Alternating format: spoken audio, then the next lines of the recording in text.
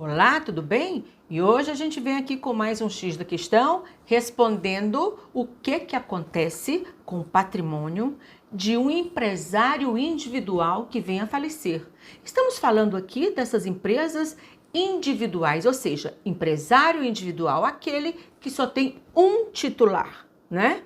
E ele não é sociedade e também não é a empresa Eireli, porque a Eireli é uma empresa individual de responsabilidade limitada, mas a responsabilidade dela é toda voltada para a limitada. Não, estamos falando aqui da empresa individual. Aquela empresa personalíssima, aquela empresa onde esse único titular, ele é o empresário, é quem exerce as atividades e ele também é o próprio administrador. Quando ele não pode delegar a administração da empresa para outrem, tá? Ela é empresa intuito persona, ela é personalíssima. E o que difere esse empresário do empresário sócio, para que vocês entendam o que eu vou já explicar em relação ao patrimônio. O empresário sócio, ele tem ali algo que o empresário individual não tem. Ele goza do princípio da autonomia. Ou seja, se tiver algum problema com a empresa, primeiro respondem os bens da empresa. Somente depois é que vão se utilizar os bens dos sócios, não é? Então é por isso que existe esse princípio do patrimônio aí que vai resguardar o patrimônio do sócio. O empresário individual não tem esse resguardo. Sobre a empresa individual, não incide aí o princípio da autonomia patrimonial. E é por isso que perguntam o que faz, o que acontece ali com o patrimônio da empresa individual. Como ela é uma empresa personalíssima e os patrimônios ali terminam sendo um só, então o que vai ocorrer é que o patrimônio individual desse empresário titular, ele se mistura com o patrimônio da empresa, tá? Então ele se mistura, ocorre uma confusão patrimonial. E como ocorre isso, tá? O que ocorre? Todas as atividades da empresa, se houver algum problema, todo o seu patrimônio, tanto pessoal como empresário, vai responder pelos seus débitos, pelas atividades da empresa, tá? Liane, como é que eu faço para saber se ele pode ter na empresa individual um patrimônio só da empresa? Eu te digo já, tá? Então, por enquanto, vocês ficam sabendo que ela é uma empresa personalíssima, não é? E essa sucessão, ela vai ocorrer da forma como ocorre a sucessão legítima, da sucessão por herança, não é? O que ocorre? Vai dividir ali a empresa quando está extinta, se ele morrer, o titular, ela pode ser extinta e dividir ali os bens com os herdeiros, não é? Mas olha, existem casos em que essa empresa, ela não vai ser ali encerrada.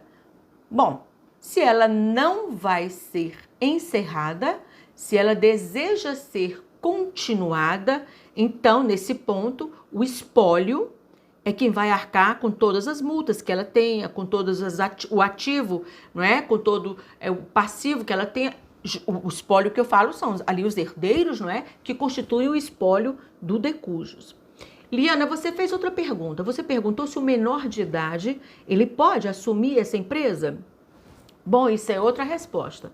O menor de idade, antes do Código de 2002, jamais poderia assumir essa empresa. Com a vigência do Código de 2002, que passou a viger em 2003, o menor de idade, sim, ele pode assumir essa empresa. Leandro, ele pode assumir menor de idade, calma.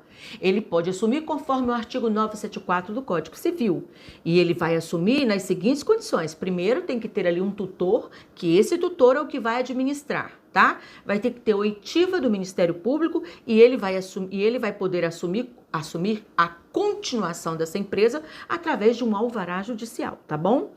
Essa continuação, nunca um menor de idade vai poder constituir uma empresa individual, ele somente poderá continuar através de alvará judicial e nesse alvará já vem ali dizendo que os seus bens particulares que ele herdou do pai e da mãe serão protegidos da atividade da empresa. Por que o alvará diz isso? Porque empresa individual, vocês já sabem, há confusão patrimonial e esse patrimônio se mistura e todo ele se responde pela atividade da empresa.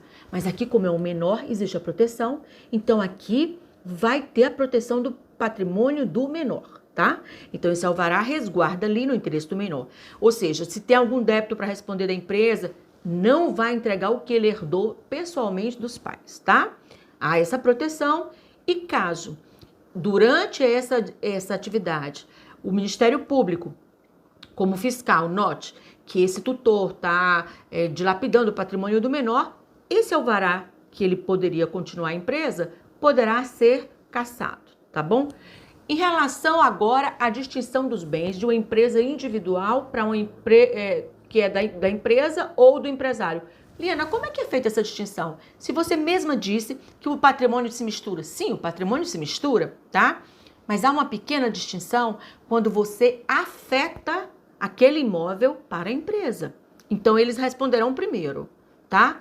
Então, olha só, se eu tenho uma empresa individual e se o meu marido é casado comigo, nós temos um terreno em comum e eu chego para ele e digo, olha, você pode assinar esse terreno para minha empresa porque eu vou querer mostrar que minha empresa tem esse terreno para participar de uma licitação X, não é? E esse marido assina para esse terreno, vai fazer parte do patrimônio da empresa e isso fica averbado em cartório de registro de imóveis, aquele bem ele passa a fazer parte, ele está afetado para a empresa. E abram os olhos, porque se ele fez isso, ou vice-versa, se o seu marido chegou, meu bem, assina aqui, eu vou colocar esse terreno em nome da empresa, não é?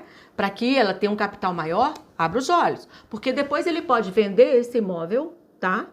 Ele pode vender sem a tua autorização, porque o empresário pode vender aquele imóvel sem a autorização do cônjuge, já está na lei, a societária, e o individual também. Então, aquele imóvel foi afetado para a empresa e ele pode fazer isso, tá bom?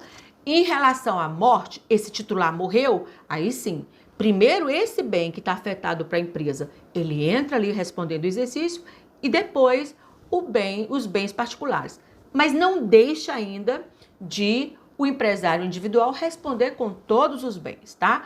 Os únicos que não respondem ali são, claro, os que respondem com responsabilidade de sociedade limitada. Ficou claro? Gostaram? Se gostaram, dê um like no meu canal, marque o sininho para as novas notificações e eu agradeço e recebo também temas para os nossos próximos encontros. Obrigada. Tchau, tchau.